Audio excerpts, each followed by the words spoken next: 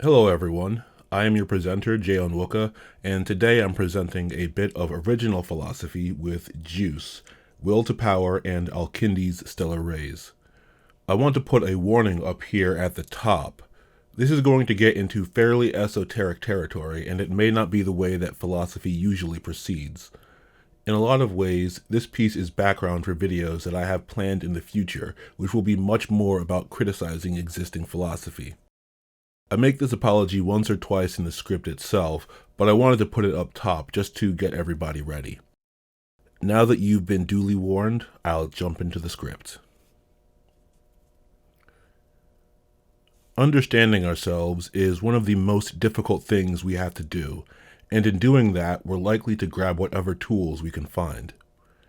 Political power, as its own phenomenon, is a major concern of philosophy, sociology, even economics.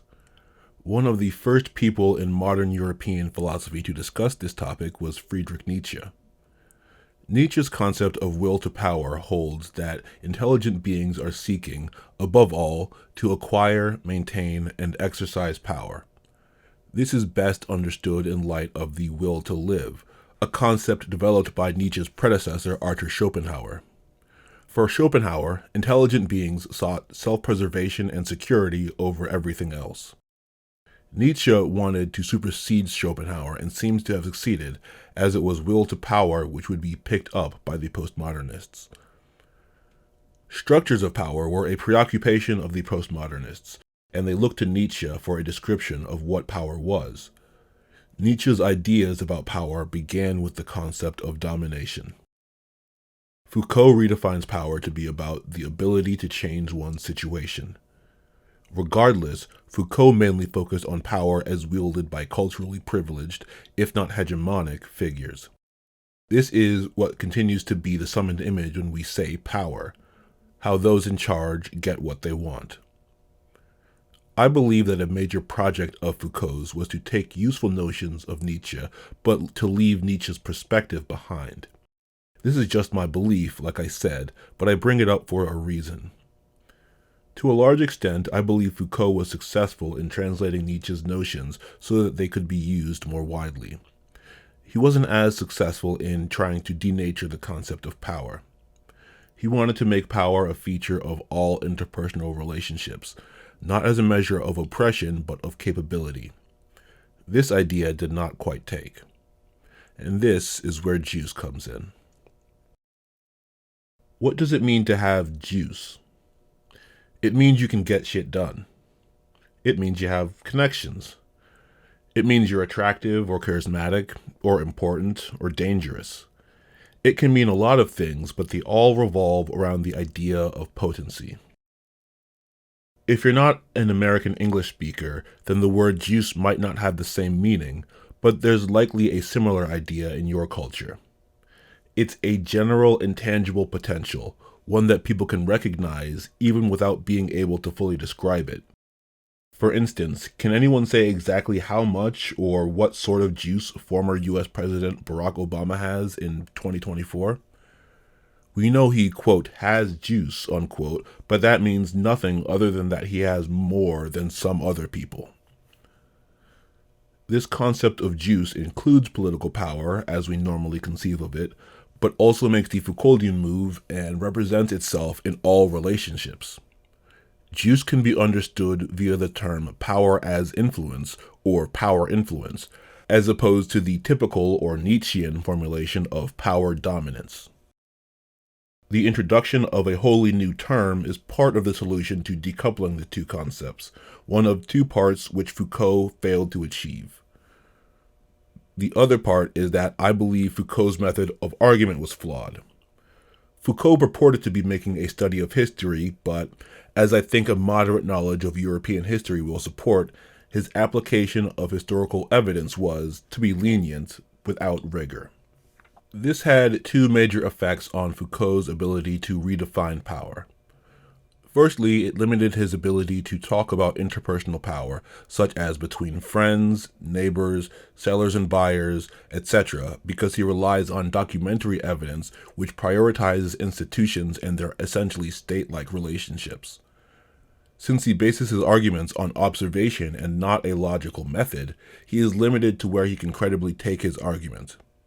As an aside, I am not saying that Foucault did not use logic, only that his method did not let him be as free to see where a line of thinking took him if it went far beyond his subject of observation.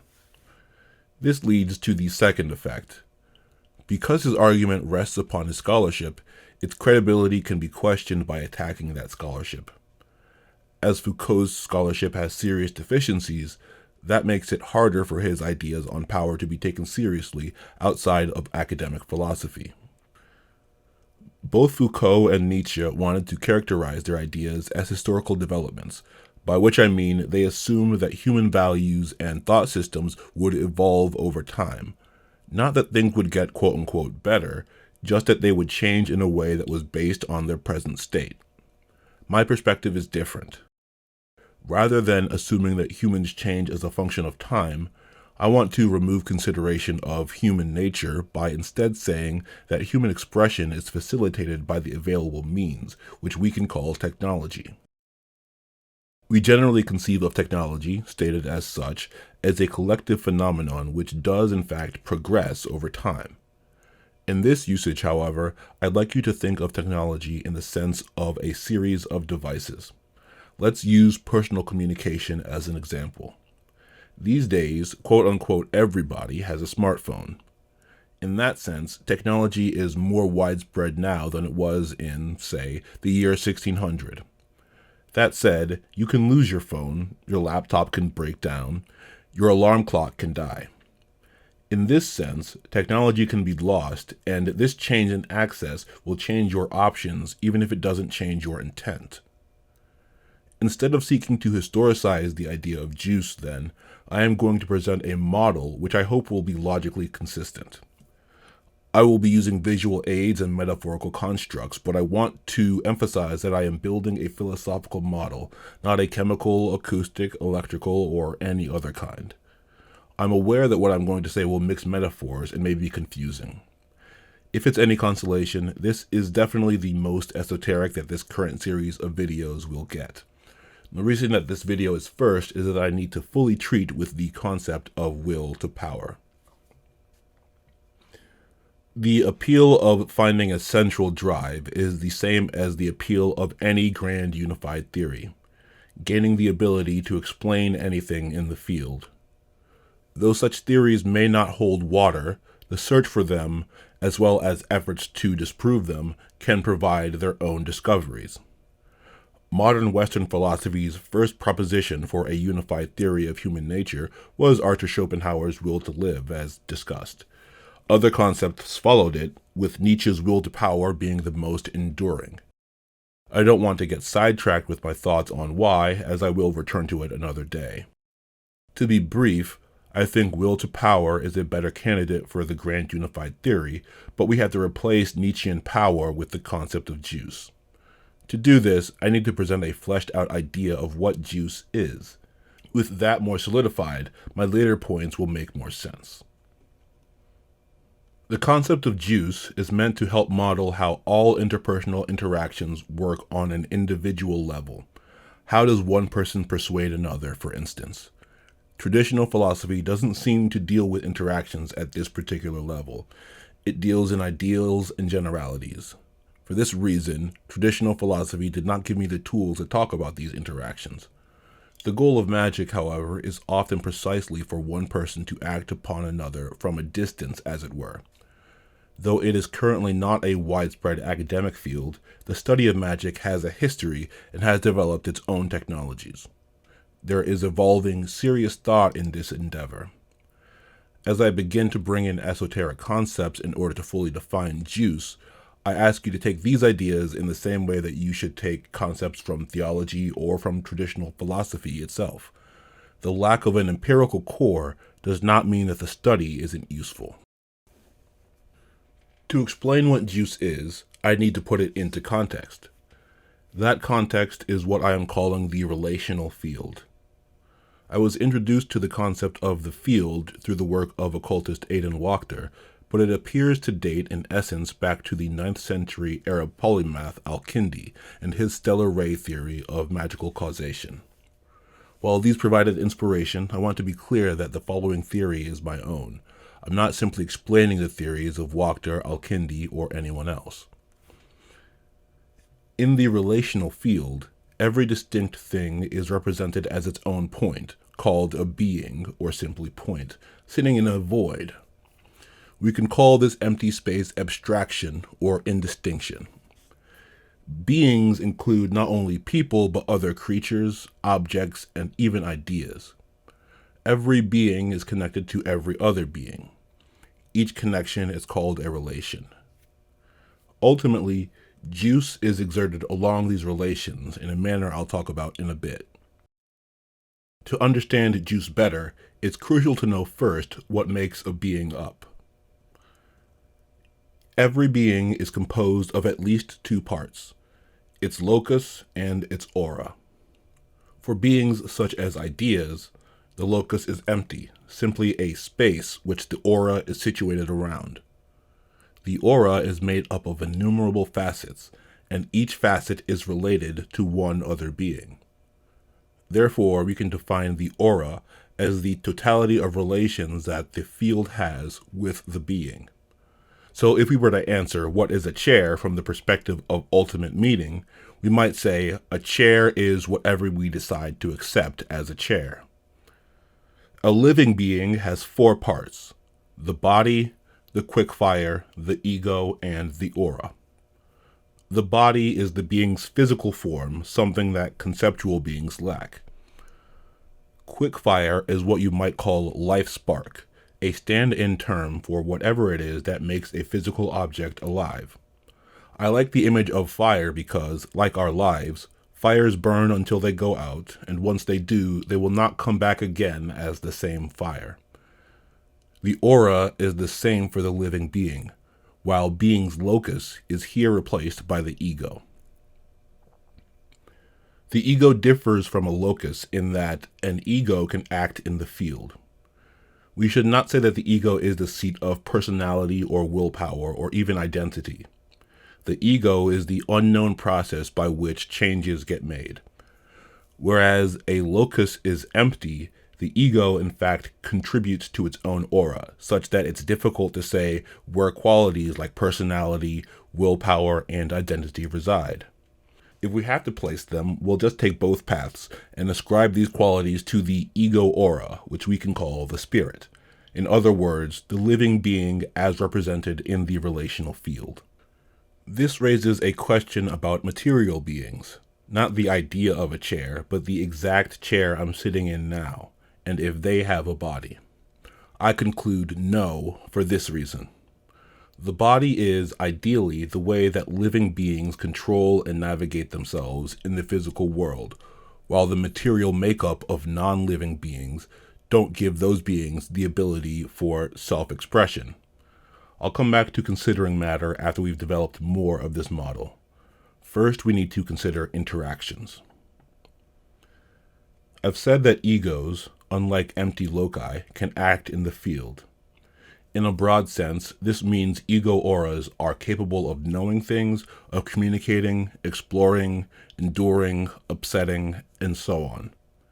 In terms of this field model, there are two kinds of actions that beings take: perception and manipulation. The latter especially happens in different modes, which I will discuss briefly later, but each mode shares the essential mechanism. Perception involves acquiring information via the relation between perceiver and perceived.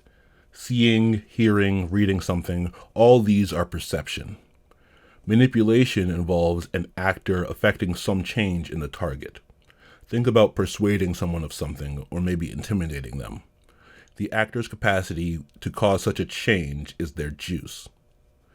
When I replace the idea of will to power with will to juice, what I mean is that people are seeking this capacity to effect personal change. Now I have defined the term which I introduced this model to explain, but the model itself is incomplete, so I will complete my sketch. I regard what I am laying out now to be a starting point requiring more refinement with more work. For now, I want to simply make this model functional, and for that I need to bring in more scaffolding. As I've laid out, every being is connected to every other being by a relation, each relation ending on a facet on each being. So, if we say that beings A and B are connected, we could more accurately say that A's view of B is related to B's view of A. Each being's aura is therefore the aggregate of their facets. Though every being is connected to every other, living beings prioritize certain relations over others, with the vast majority of beings in existence appearing almost invisible to any one observer. With this in mind, we can see that certain facets are likely to be more determinative of a being's overall aura than others. This is reflected in what we can call a facet's prominence, where a high prominence means that the facet's attributes are well represented in other facets. When I say aggregate, what I mean is a collection of separate elements, as opposed to a conglomerate, which implies a totalizing or mashing together. By this, I mean that measures such as an aura's average qualities are not important.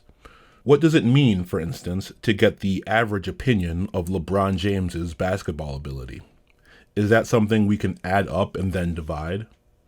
No, what is more useful in this instance is the most common opinion. Of course, in usual usage, people will say average opinion when they mean common opinion, and that's fine, but I split them apart to show that this common opinion can't really be considered a derived quality that's intrinsic to the totality of opinion.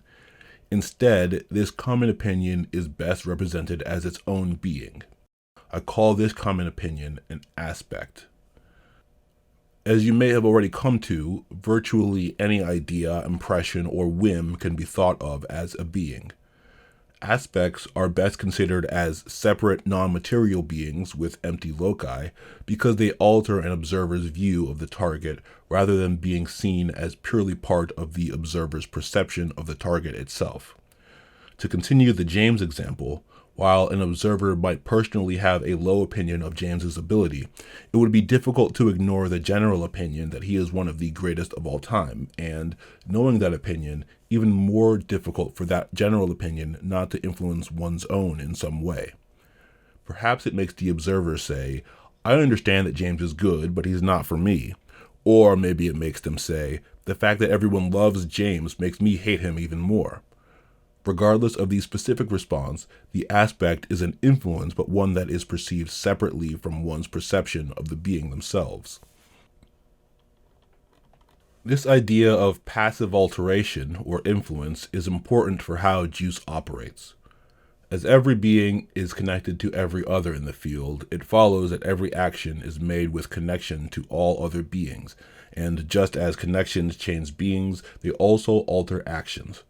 One's opinion of a song depends on their knowledge of the genre, songs heard in the past, and so on, and an insult's impact depends on the reactions of bystanders as well as of the target, for two examples. An action is quote-unquote in light of other beings if those beings exert a significant influence upon the action, or any reactions. Certain influences can strengthen an action while others can weaken it.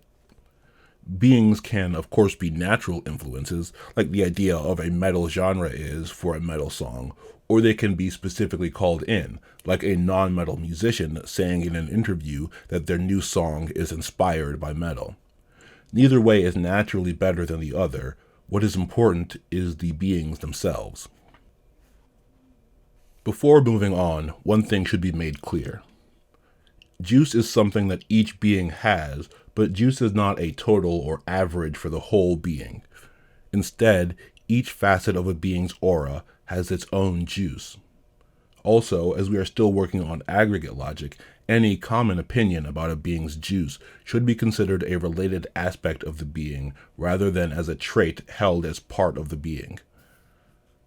To complete the sketch of this model, I want to lay out a kind of dispute between two living beings, and through that elaborate the idea of resonance and the two conceptual components of juice. Let's call this kind of dispute a simple determination. In this scenario, an observer tries to change a subject's opinion or view of a concept. As I've talked about before, if we were building a fully accurate model, we would need to represent the innumerable influences working upon this situation. For this simple depiction, I'll use only the observer, subject, and concept, as well as their relations. We can, of course, imagine relations between all three of these beings. Remember that beings are made up of locus and aura, and also that beings only interact with the corresponding facet on another being. We can imagine each being then as a circle with a center, with the locus as the center and the aura as the circle. Along the aura perimeter are placed the facets, and its facets that are connected. For example, a relation between subject and concept would actually be drawn between the subject's concept facet and the concept's subject facet. Each relation between beings is, properly, a relation between opposing facets of those beings, so we can do the same for the observer concept and observer-subject relations. In an actual dispute, there are many different ways that one person can persuade another. In the case of the simple determination, we restrict that. Here, the observer is trying to persuade the subject, through an ideally realized argument, that the observer's perception of a concept is better than the subject's. The subject makes this determination by comparing two relations, the relation between the subject's concept facet and the concept's subject facet, which we'll call the primary relation, and the relation between the subject's concept facet and the concept's observer facet, the competing relation. This represents the subject considering two different understandings of the same concept. Should the competing relation be stronger, the subject attempts to alter the primary relation by manipulating itself or the concept's subject facet to make it as close as possible to the competing relation. In other words, if an observer's understanding of a concept is more convincing to the subject than the subject's own existing understanding, the subject changes either their own outlook or their understanding of the concept so that it matches as much as possible the observer's understanding. What makes one relation stronger than another? Well, we are comparing the juice of each relation. The scale of juice is reckoned in magnitude. Simply defined, a relation's magnitude is determined by the interaction between the two beings involved. To get a better idea of this interaction, we need to talk about resonance and the vibration model of juice. When vibrations, such as sound waves, are modeled, they are shown as a line that curves up and down in a wave-like pattern.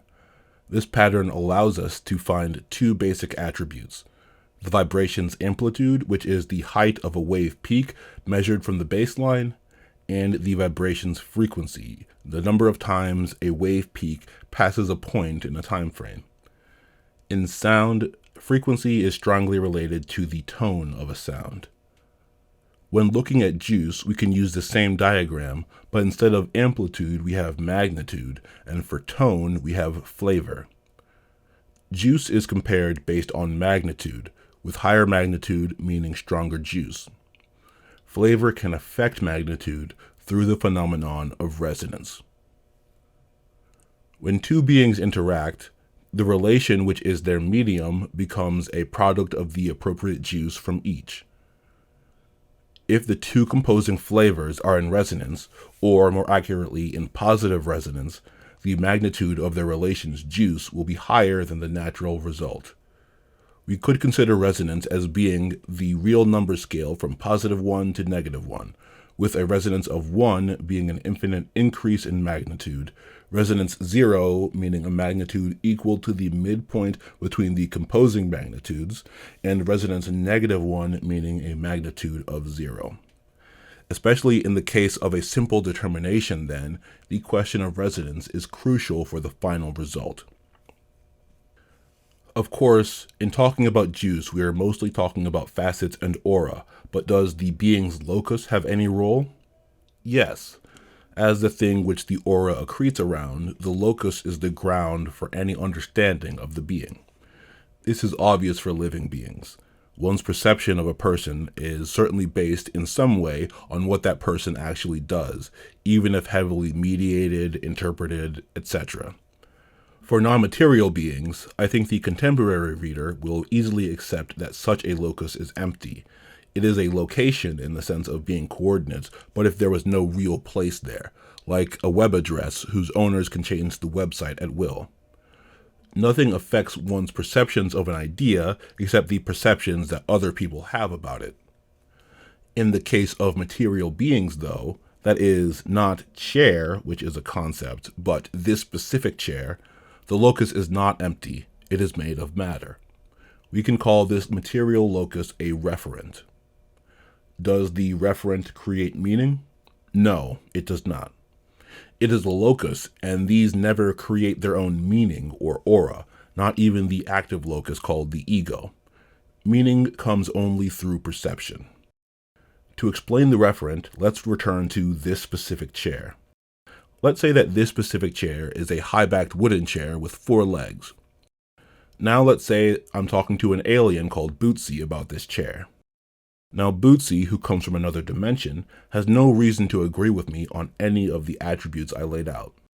Maybe his people are 9 feet tall on average, so this chair has quite a low back to him. Or maybe he considers the chair's 4 legs to make up a single unit called the flange structure. The point is that statements we make about this being must reflect the referent if they are to resonate. Believing a chair's 4 legs are actually a single flange structure would strike us as an odd view, but if Bootsy then said, and it ends in 20 flangelets, he would simply be uncredible. It must end in 4 flangelets, otherwise there's no way I would be convinced. I don't consider myself to be a materialist, but I do recognize that this typology that I've laid out privileges material reality. Rather than just being a voice among many, matter creates reference which must be obeyed. I do think that this system is generalizable to more than just the material world, though the material is always useful. Firstly, I'd ask you to consider the basic locus aura form of being to be the standard, with the referent aura and the ego aura variations being used to simplify processes that require more work to isolate. Ideally, I would see this model as being reducible entirely to locus aura and relations. Secondly, rather than seeing this typology as binding for all reality, see it as working within the system of material reality. Even if matter is not the whole stuff of existence, we must admit that we cannot escape material restrictions while we inhabit this reality, one of which being that matter is undeniable. If I say there is a chair in your path, you can fail to hear me, ignore what I said, disagree that you are moving, not know what chairs are, disbelieve in gravity, think that you are incorporeal, and so on. But if you move into the thing which I will call a chair, you will impact it. This nature of material reality also has implications for our construction of meaning. It means that matter can be credibly perceived in different ways, but cannot be credibly denied. The referent does not create meaning, but it does direct perception and meaning-making based on its material qualities. Many gaps and unexplored roads remain in this model. I'm aware of that. This is a sketch which requires definition. There is, however, one final bit of speculation which I feel I'm obligated to present. How does one get juice? Resonance affects a relation. It does not alter the magnitude of a facet's juice. Restricting this conversation to the facet level, juice of facet A relative to facet B is actually granted by facet B and vice versa. This granting is a mode of manipulation, and it works on the logic of undiminished giving or emanation. Facet B's juice may fluctuate, but isn't a finite resource such that B must lose for A to gain. It is the emotion or event of regard that one has for another. No one loses when showing respect. With this, I've laid out the first version of the juice as power model, and I hope that I've made my points clearly. Juice is the potential for influencing the relational field. My goal with this definition was to make it as demonstrably neutral as possible, so that it can be applied to a variety of social and political situations, rather than being restricted to studying quote-unquote power relations. This is the first part in a planned series of 5 critiquing the thought of Nietzsche, and though this is the least traditional piece, its place as a point of difference between myself and Nietzsche will become more relevant as the series continues. So that's it. Thank you for listening. If you'd like to read more of my philosophical writing, you can do so at www.journalofcogency.com. I'm hoping to get a newsletter and Facebook page up soon. I have been your presenter, Onwuka. This has been the Journal of Cogency, and if you're still watching this, thanks.